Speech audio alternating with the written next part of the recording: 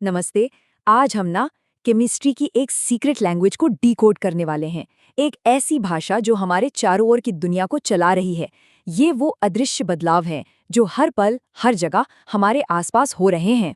अच्छा, जरा सोचिए, एक जंग खाती हुई कार और एक बिल्कुल ताज़ा बना हुआ केक, इन दोनों में क्या कॉमन हो सकता है? पहली नज़र में तो लगेगा वही कुछ भी नहीं, है ना? लेकिन असल में ये दोनों ही केमिस्ट्री की भाषा में लिखी हुई कमाल की कहानियां हैं।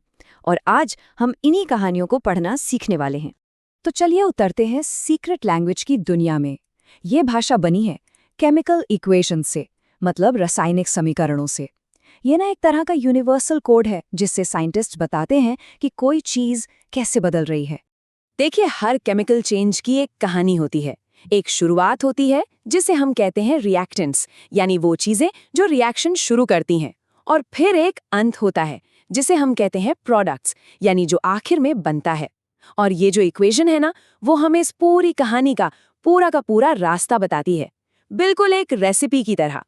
अब देखिए, जैसे हर भाषा की अपनी ग्रामर होती है ना? वैसे ही केमिस्ट्री की इस भाषा का भी एक बहुत ही ज़रूरी ग्रामर रूल है, और वो है बैलेंसिंग, मतलब संतुलन। एक ऐसा नियम जिसे कभी तोड़ा नहीं जा सकता। चलिए देखते हैं ये कैसे काम करता है। ये नियम है law of conservation of mass. सुनने में भारी लगता है पर मतलब बहुत सीधा सा है। मतलब ये कि आप रिएक्शन में जितना सामान लेकर शुरू करते हैं, आखिर में भी ठीक उतना ही सामान बनना चाहिए। जितने एटम्स शुरुआत में थे, उतने ही आखिर में भी होने चाहिए। कुछ भी ना तो गायब हो सकता है और ना ही कहीं से नया पैदा हो सकता है। सिंपल। चलिए एक उदाहरण देखते हैं। अब ये जो इक्वेशन स्क्रीन पर है ना, ये बैलेंस्ड नहीं है। अगर हम दोनों तरफ के एटम्स को गिने तो गिनती बराबर नहीं बैठेगी। हाइड्रोजन और क्लोरीन के एटम्स मैच नहीं हो रहे हैं, मतलब यहाँ कुछ तो गड़बड़ है। और ये रहा इसका सल्यूशन। हम क्या करते हैं, हम कुछ खास नंबर्स जोड़ते हैं जिन्हें कोएफिशिएंट्स कहते हैं, और इक्वेशन को बैलेंस कर देते हैं। अब देखिए, दोनों तरफ के सारे एटम्स बराबर हो गए हैं। अब जाकर वो जो हमारा लॉ था ना, law of conservation of mass, वो सही बैठ रहा है। बहुत बढ़िया। तो अब जब हम इस भाषा की ग्रामर समझ गए हैं, तो चलिए कुछ केमिकल डांसेस के बारे में जानते हैं। अरे हाँ, ये असल में अलग अलग तरह के केमिकल रिएक्शंस ही हैं। तो इसमें ना 4 मेन डांस स्टाइल हैं। पहला कॉम्बिनेशन, जहां दो पार्टनर मिलकर एक हो जाते हैं। दूसरा डीकॉम्पोजिशन, जहां एक डांसर दो में बट जाता है। तीसरा है सिंगल डिस्प्लेसमेंट, मतलब एक नया डांसर आता है और किसी एक की जगह ले लेता है। और चौथा डबल डिस्प्लेसमेंट, जहां पार्टनर्स आपस में एक्सचेंज हो जाते हैं। तो सबसे पहले बात करते हैं कॉम्बिनेशन रिएक्शन की। इसमें क्या होता है, दो या दो से ज्यादा चीजें मिलकर एक बिल्कुल नई चीज बना देती हैं। जैसे कि जब हाइड्रोजन और क्लोरीन मिलते हैं तो बन जाता है हाइड्रोजन क्लोराइड, है ना, सिंपल।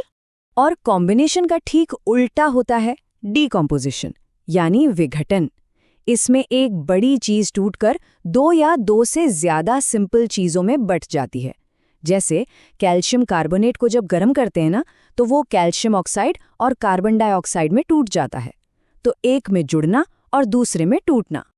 चलिए अब थोड़ा और गहराई में चलते हैं और देखते हैं कि इन रिएक्शंस के पर्दे के पीछे असल में क्या चल रहा है।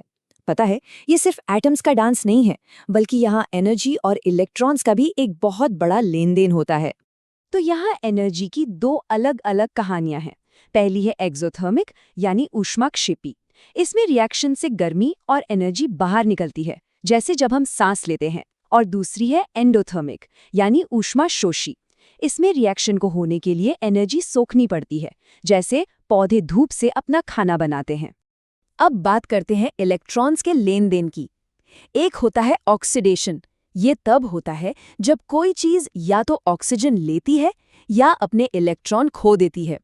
और दूसरा होता है रिडक्शन। ये तब होता है जब कोई चीज ऑक्सीजन छोड़ती है या इलेक्ट्रॉन हासिल कर लेती है। और मजे की बात यह है कि ये दोनों हमेशा एक साथ काम करते हैं, बिल्कुल एक टीम की तरह। एक देगा तो दूसरा लेगा ही लेगा। तो ये सारे रूल्स और डांस स्टाइल्स असल जिंदगी में कहाँ काम आते हैं? चलिए अब फटाफट कुछ रोजमर्रा के उदाहरण देखते हैं और उन्हें केमिस्ट्री की इस नई भाषा में समझने की कोशिश करते हैं। पहला सवाल, याद है स्कूल में साइंस एक्सपेरिमेंट करते थे?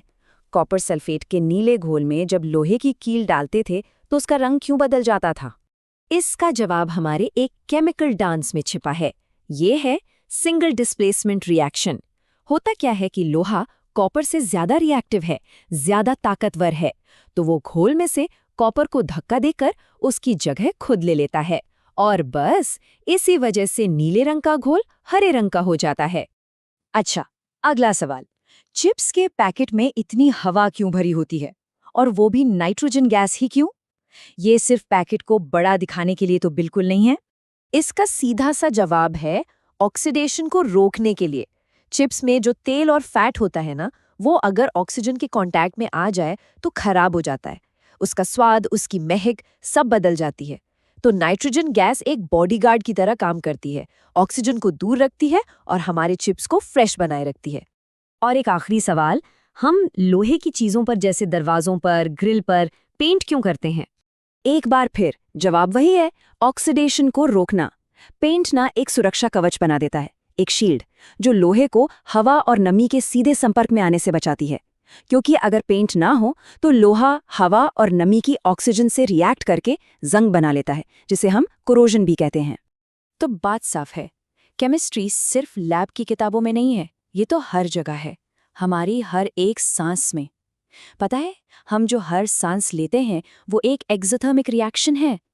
तो जरा सोचिए, ठीक इसी पल हमारे शरीर के अंदर और कौन कौन सी कमाल की केमिकल प्रोसेस चल रही होंगी।